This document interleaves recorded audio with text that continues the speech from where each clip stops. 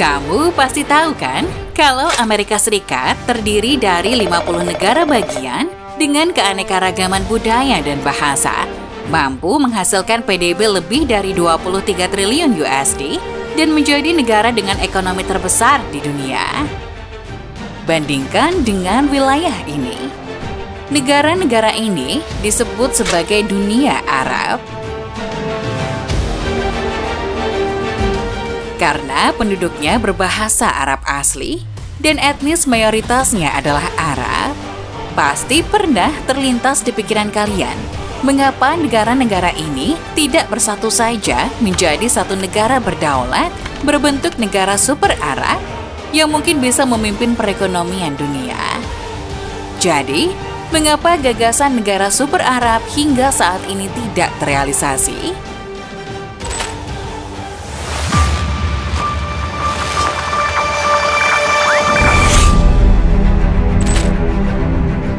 Dahulu, wilayah darat dan perairan di wilayah-wilayah Arab sangat menarik perhatian kekaisaran dari segala arah.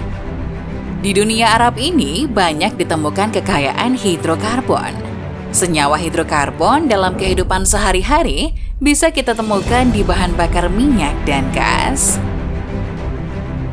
Kemudian, juga bahan kimia yang menghasilkan produk seperti plastik, karet, perekat, peledak, dan lain sebagainya. Namun selama abad ke-20, masyarakat Arab berusaha melepaskan diri dari pengaruh asing dan membangun negara mereka sendiri. Gagasan negara super Arab ini adalah imajinasi untuk menyatukan dunia Arab yang membentang dari pantai Atlantik Maroko ke Sungai Nil di Mesir menuju Arab Saudi sampai ke Irak. Jika berhasil, menurut Bank Dunia, dunia Arab ini akan menciptakan populasi kurang lebih 456 juta dan menghasilkan PDB mencapai 2,8 triliun USD yang akan menjadikannya bertengger di peringkat 7 sebagai negara dengan ekonomi terbesar di dunia. Gagasan ini sudah ada sejak abad ke-20. Penyatuan semua negara Arab ini diperkuat dengan budaya, bahasa, dan keyakinan yang sama, yakni Islam. Banyak sekali muncul upaya-upaya penyatuan seperti pan-Arabisme dan pan-Islamisme. Namun tidak ada satupun yang berhasil. Sebaliknya, dunia Arab hingga saat ini terbagi menjadi 22 negara berdaulat. Jadi, apa sebenarnya yang salah? Mengapa tidak ada negara super Arab? Wilayah yang disebut sebagai dunia Arab ini menjadi pencetus didirikannya Liga Arab yang terdiri dari Algeria, Bahrain, Komoro, Djibouti, Mesir, Irak, Yordania, Kuwait, Lebanon, Libya, Mauritania, Maroko, Oman, Palestina, Qatar, Saudi Arabia, Somalia, Sudan, Syria, Tunisia, Emirates Arab, dan Yaman. Wilayah ini membentang dari Samudra Atlantik di barat hingga Laut Arab di timur, dan dari Laut Mediterania di utara hingga Samudra Hindia di tenggara. Sebenarnya, dunia Arab telah mengetahui akan adanya gejolak di antara mereka, meskipun mereka memiliki sejarah, budaya, dan bahasa yang saling berkaitan. Dimulai pada awal penaklukan oleh Islam, dinasti Umayyah yang wilayahnya membentang dari Portugal ke Pakistan sekitar tahun 674 berhasil mengakuisisi sebagian wilayah Bizantium, yang berarti komunitas Yahudi dan Kristen diserap ke dalam kekhalifahan. Dinasti Abbasiyah yang kemudian menggulingkan dinasti Umayyah meneruskan warisan dinasti Umayyah dengan menegakkan kebijakan toleransi di bawah hukum Islam. Non-Muslim dikenakan pajak khusus, tetapi juga diberikan tunjangan khusus. Dalam struktur ini, masyarakat biasanya diperbolehkan meyakini kepercayaan dan adat mereka sendiri. Islam juga telah membawakan bahasa umum, yaitu bahasa Arab. Namun, pemakaian luas bahasa tersebut tidak berarti homogenisasi, sebab bahasa-bahasa serta kebudayaan-kebudayaan lokal tetap terpelihara. Semua ini menghasilkan perkembangan teknologi yang signifikan, di mana budaya intelektual telah berakar di Baghdad, Damaskus, dan Kairo, menjadikannya sebagai pusat pembelajaran yang menghasilkan kemajuan dalam bidang filsafat, teologi, ilmu budaya, dan hukum. Zaman keemasan Arab membentuk kesamaan budaya.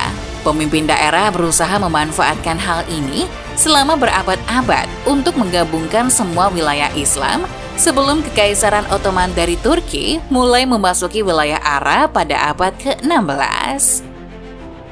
Awal mulanya, kehadiran Ottoman di tanah Arab tidak dianggap sebagai penjajahan, karena bagi mereka, bergabung dengan Ottoman merupakan persatuan Islam, sesuai dengan propaganda penguasa Ottoman.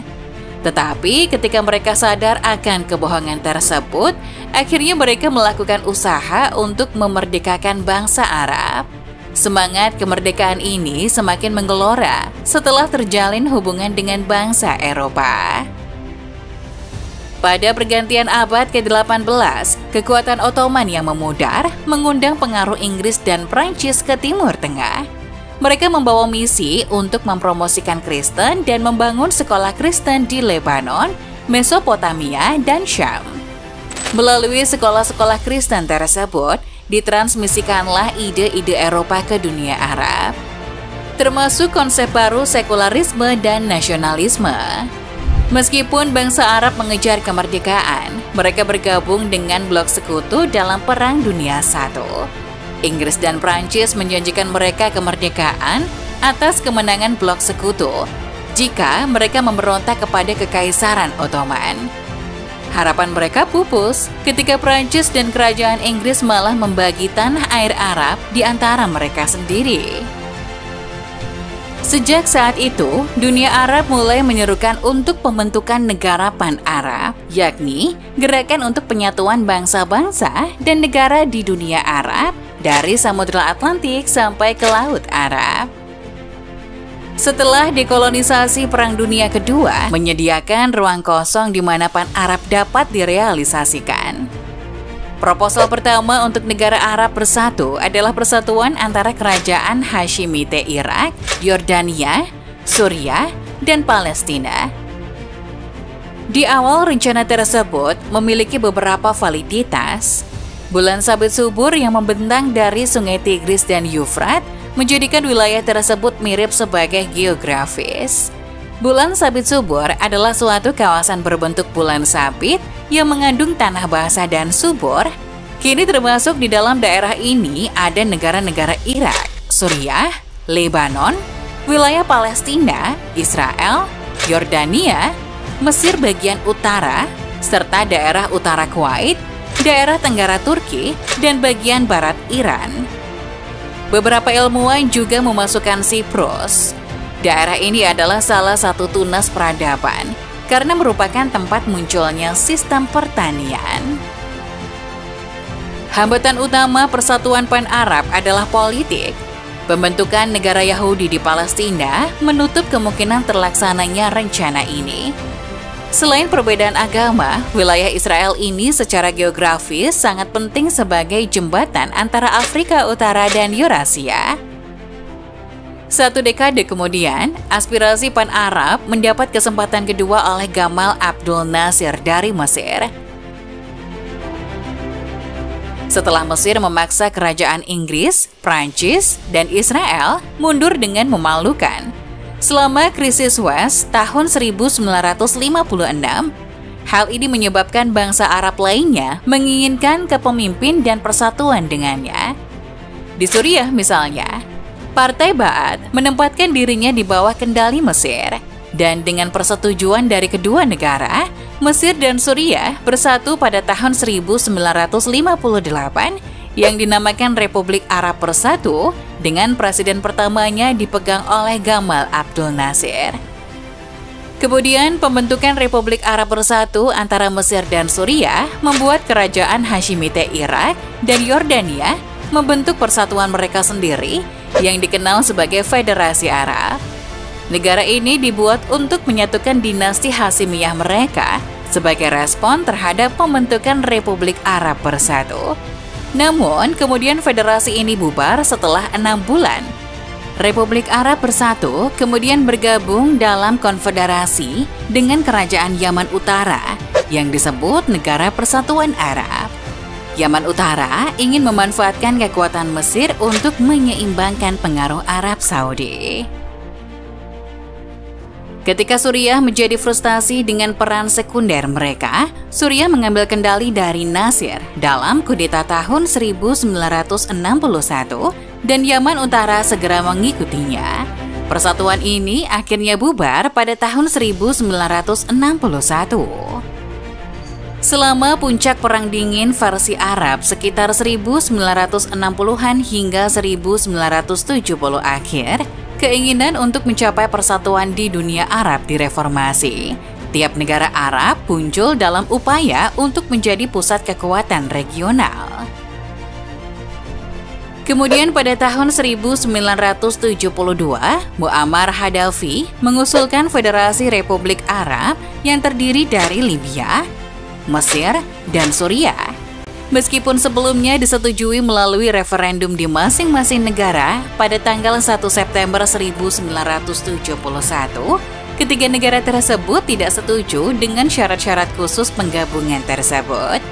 Sehingga, ketika Suriah dan Mesir menyerang Israel pada tahun 1973 tanpa berkonsultasi dengan Libya, tidak mengejutkan jika akhirnya federasi ini bubar. Percobaan lain juga pernah dilakukan oleh Saddam Hussein untuk menghidupkan kembali Serikat Bulan Sabit Subur dengan mencoba bersatu dengan Syria dan Mesir yang disebut Uni Republik Arab. Saddam bermaksud mengepung Yordania dan menggunakan Palestina sebagai ganjalan melawan Israel dan Yordania. Tetapi kali ini perbedaan pandangan antara Baghdad dan Damaskus menyebabkan proyek tersebut gagal. Sementara pada tahun 1974, Muammar Gaddafi dari Libya mencoba persatuan lain dengan Tunisia yang disebut Republik Islam Arab. Proyek sederhana Libya bertujuan untuk memicu integrasi Arab selangkah demi selangkah. Tetapi pengaturan penyatuannya ambigu, sehingga segera menyebabkan Tunisia mundur. Sekitar 50 tahun percobaan persatuan Arab hanya menghasilkan satu kegagalan terus-menerus di setiap kesempatan. Perjuangan ketika menghadapi fakta geografis dan geopolitik yang keras membuat persatuan ini terus mengalami kegagalan. Selain yang sudah disebutkan tadi, masih banyak percobaan persatuan yang sudah dicoba, seperti Federasi antara Mesir, Libya, dan Sudan tahun 1969 hingga 1971. Uni antara Mesir dan Libya dalam Federasi 1962 hingga 1974. Uni antara Mesir dan Syria 1976 hingga 1977. Federasi antara Mesir, Sudan, dan Suriah tahun 1977. Semua percobaan itu juga gagal. Gurun pasir yang luas di tanah Arab dan sedikitnya tanah subur menciptakan penghalang teritorial. Satu-satunya pengecualian adalah bulan sabit yang subur, pantai Barbar, dan sungai Nil. Daerah ini cukup subur. Namun populasi yang tidak merata dengan jarak yang sangat jauh antar wilayah membuat geografi bukan teman bagi dunia Arab. Selain itu, faktor sejarah telah menghambat persatuan Arab. Sementara penjajahan oleh Eropa menyebabkan partisi teritorial yang semrawut dan tidak merata. Ditambah negara-negara Arab juga berebut pengaruh geopolitik dan perlindungan dari asing. Perang dingin memperkuat tren ini setelah Perang Arab-Israel tahun 1973. Mesir mencari perdamaian terpisah dengan Israel di bawah pengawasan Amerika Serikat. Reorientasi Kairo yang berubah menuju Washington merusak solidaritas Arab. Dengan demikian, semakin melemahnya prospek penyatuan Arab. Selain itu, dilihat dari proses sejarah persatuan negara-negara Arab, sepertinya semua negara Arab ini ingin keluar menjadi pemegang kendali dalam negara baru yang bersatu. Jadi, bagaimana ingin bersatu jika semuanya saling berebut pengaruh kekuasaan? Menurut kalian gimana nih, G-Lovers? Komen di bawah ya!